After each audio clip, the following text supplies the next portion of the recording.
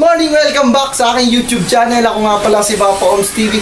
So ngayong araw hindi tayo maninisid o mamamarel o mamamana kasi ang ilog natin sobrang labo. So ngayong araw gagawin ko yung bahay ng aking kapatid na si Bea. So let's go! Pupuntahan na natin yung maliit niyang bahay.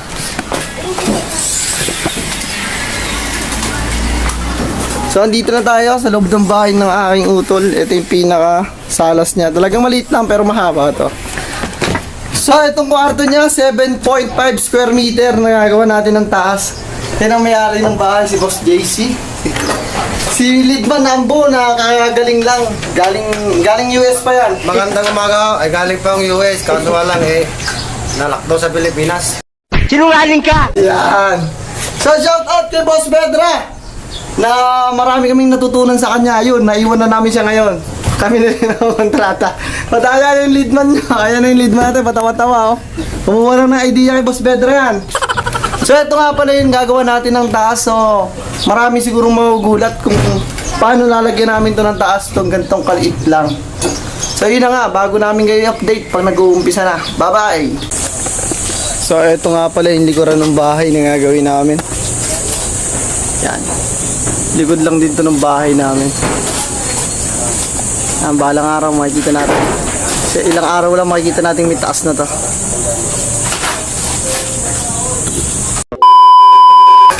So nagkakahawig na yung ginagawa natin ngayong maghapon na to. So malapit ko na siyang latagan para sa flooring. So pinuputol na itong flooring natin. 7.5 square meter. Malalagyan natin ng bubong. Ayan, taas pala. Gagawin natin second floor.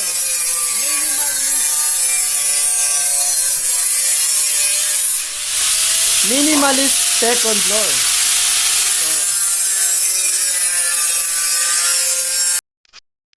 So update ko na lang kayo mamaya. Nilalatagan ko na ng sigilat.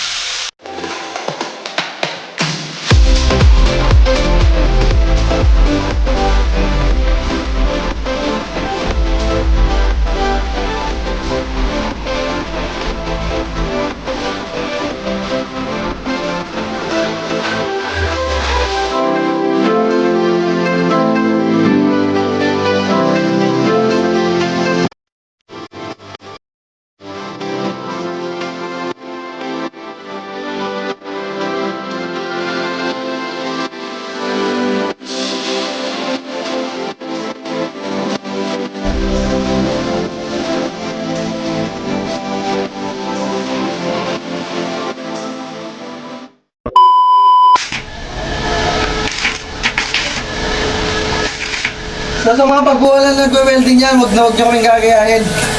Wala kaming salamin. Unsafe yun. Pero sa tagal naming trabaho, sanay namin dito.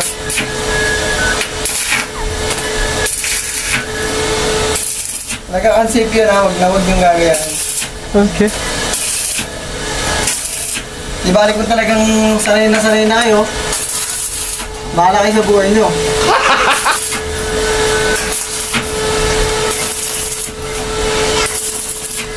Kasi kami, ito talaga yung matagal na naming trabaho. Kaya parang baliwala na lang sa amin. Di, wow.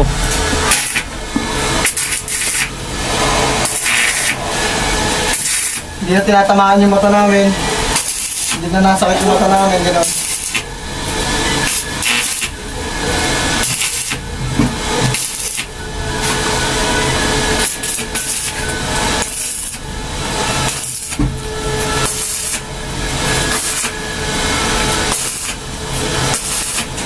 So yun na nga, iisa na lang. Isa na lang.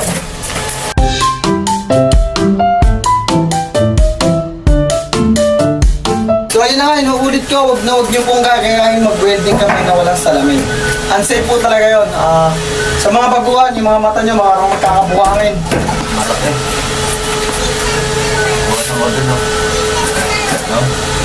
The next day. So hello, good morning, welcome back. Day 2 na. So ito na yung nagagawa natin. Sila pa rin yung mga katulong nating masisipag. Yan. Sabayaw, kailan natin tapataas yan sa'yo.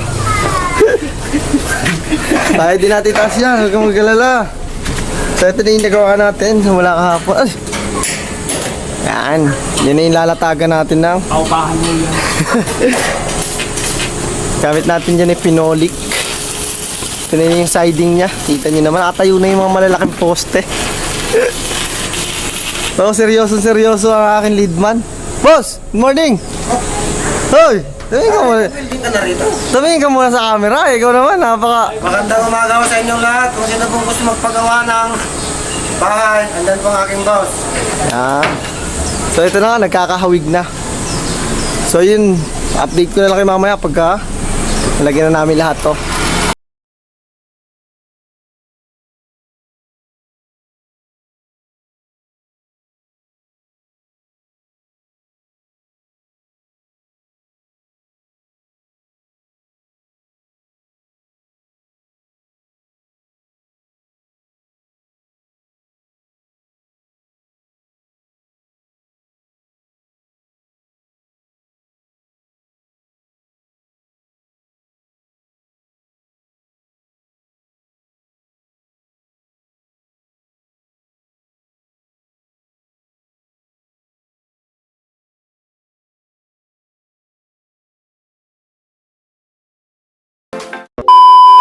So yun na nga, nagkakahawig na. Ayan na oh, unti-unti nang nabubuo.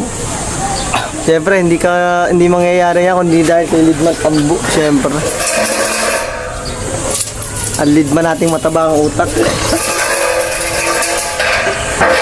Isang gin lang, sapat na. 180 kuya. 180. 7.5 square meter. Na nagagawa natin ng paraan para magkataas. Many minutes later.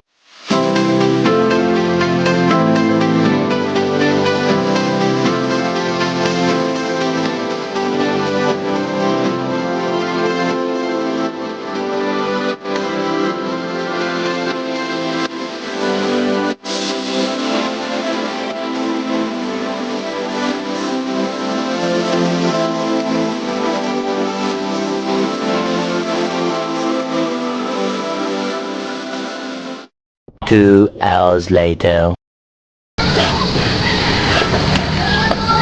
Tuloy na. Tatlo. Ako ang tatlo na yun.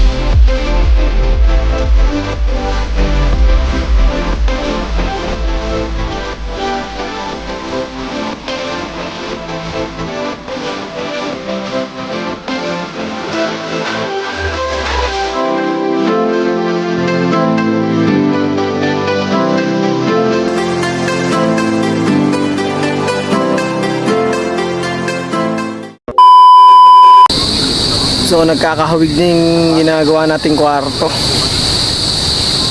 Minimalist room lang siya guys. So bali 2 days na kami dito nagagawa. Sama akong napakabangis na aking partner. Boss, batiin mo naman ang misis mo. Man!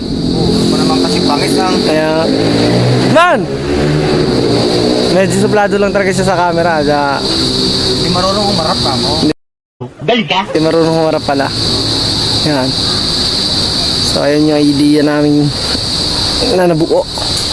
O mukhang maganda naman yung kakalabasan. Day 3. Welcome back, day 3 na tayo.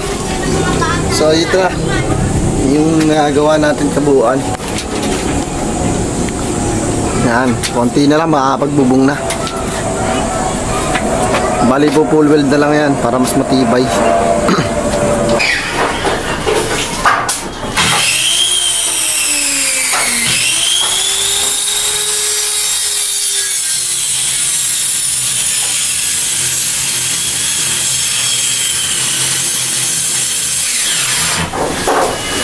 Makabuti na mesa.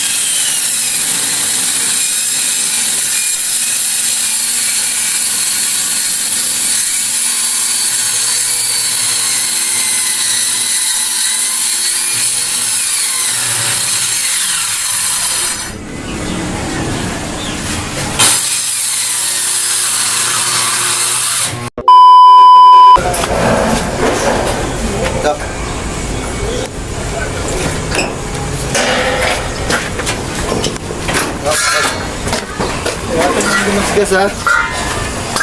Ay, kasi masamba ako.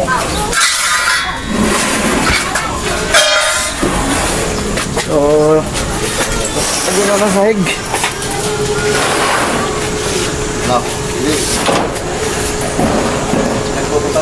So, ayun na rin. May bubong na rin tayo ng kopraso.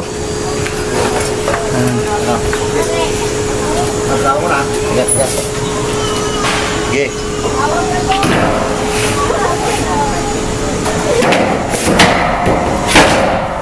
Yan. So, mukhang bahay na. Mukhang tulugan na. So, yun na nga. Unti-unti na natin nabubuo ang minimalist room na parang bahay ng kalapati. Pero bahay po ng kapatid yan. Unti-unti na. Medyo malaki-laki na rin yung nauubos niya. Siyempre si Boss Bamboo talaga mabangis. Siding na lang siguro mamaya. At nandito na rin yung sahig. Naputol ko na yung kalina. Update ko na lang kayo mamaya pagka namin yung pinagbago pa.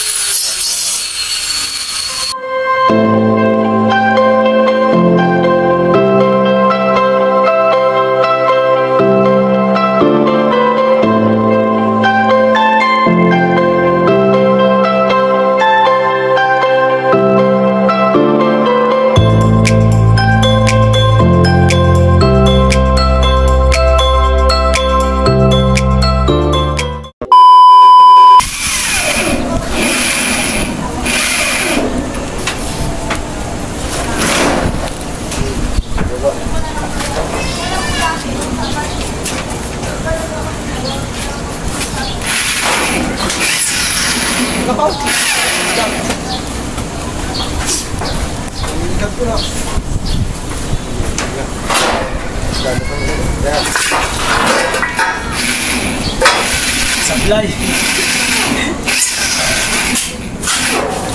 Ano ka na kuya? Tawag mo? Kailangan mo yan, eh. Kailangan mo. Reverse na ba ba? Kailangan mo yan. Pagawa, ayaw.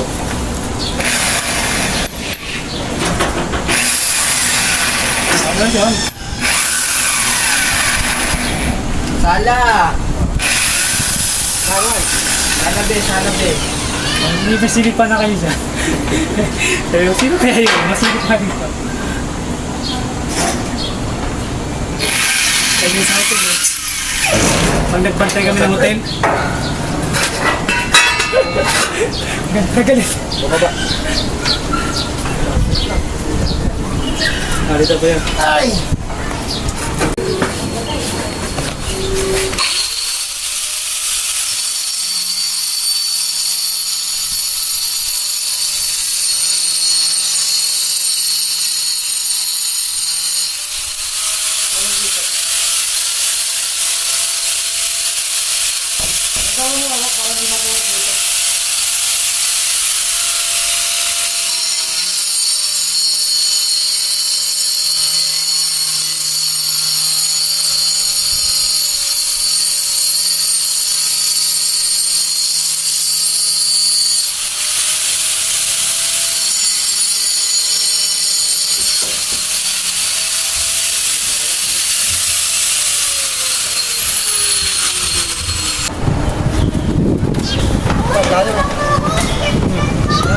Kapit ka na dyan?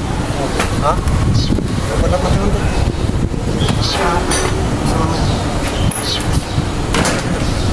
Pupunta rito.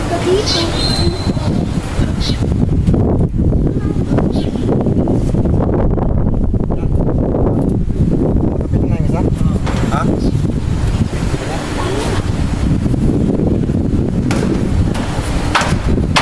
Hawak.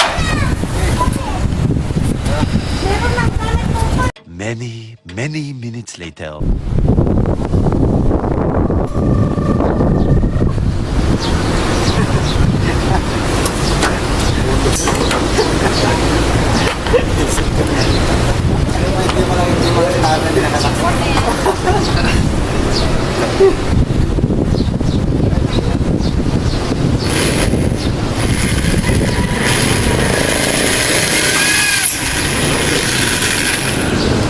A few moments later.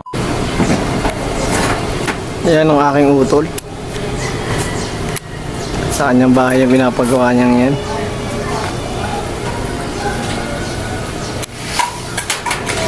Day 4. So hello, good morning, day 4. Day 4.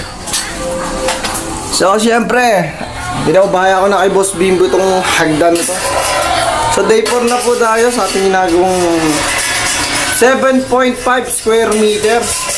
Nalalagyan na natin ang taas. Hagdan na pala.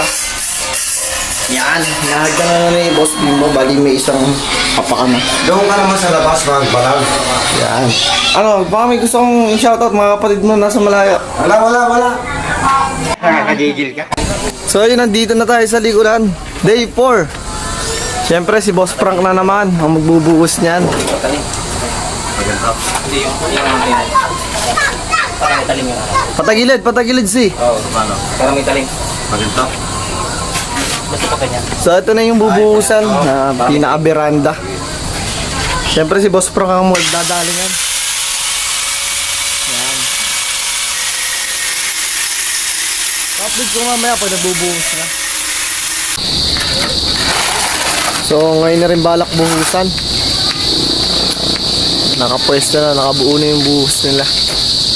Maglalagyan ng buhos. Nakalatag na.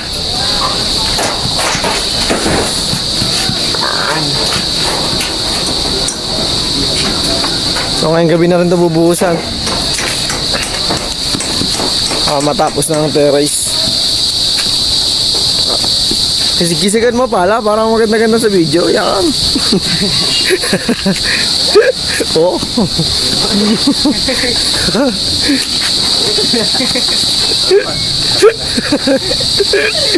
Manok, pakita mo na tamang pagpapala, manok. Oo. Yun, no? Oo. Chill-chill lang. Mamaya, bubuhusan na. Persahan na yun mamaya.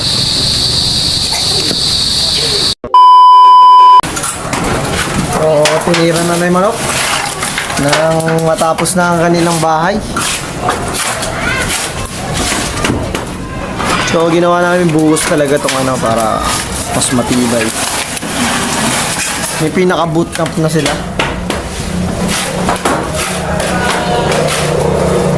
Manok, yung sa video natin, baka may gusto kang shoutout dyan. Shoutout nga pala sa Barangay Ginebra. Yan.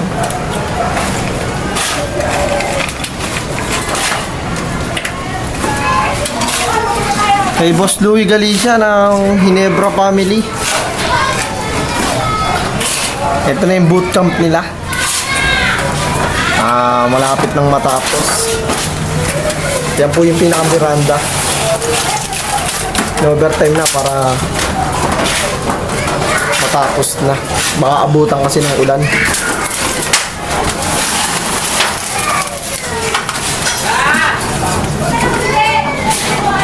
So update ko kayo pag patapos. So binubuli na nila. Ayun, malalaman na natin yung alin sobra doon. Tubig, Ayun, umagos siya. Anak ko, sayang umagos. Ano? Okay.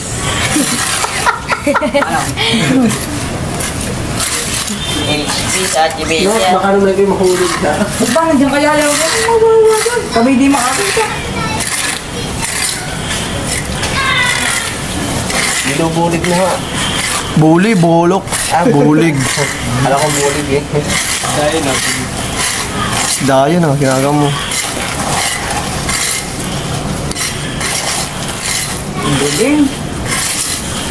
The next day. So yun na nga, bisitahin na natin yung ginawa naming minimalist room ng aking utol. Yan. So yun na, natapos na rin namin. So gabi tayo nakapag-video pero yun, akitin natin taas. May daan po yan, kala lang natin na wala. Di angat syempre. Yan. Ito yung 7.5 square meter. So ito na yung loob niya, nalabasan na. Yan, siya ba? Yan. So napakasimple lang, tapos ang lamig syempre. Malawak-lawak din yung pwesto.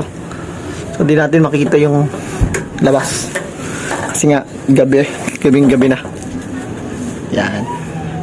So bali hindi pa rin talaga totally tapos siya kasi lalagyan pa namin yan ng double wall kasi gagawin namin yan. So yun na nga, maraming salamat sa walang sawang pagsuporta kay Papa Oms TV. So WH na lang ang kulang natin guys. Tulong-tulong tayo para makuha na natin yung Google AdSense na natin. Maraming salamat. So napakasimple lang pagbaba. Ganun ulit. Yan.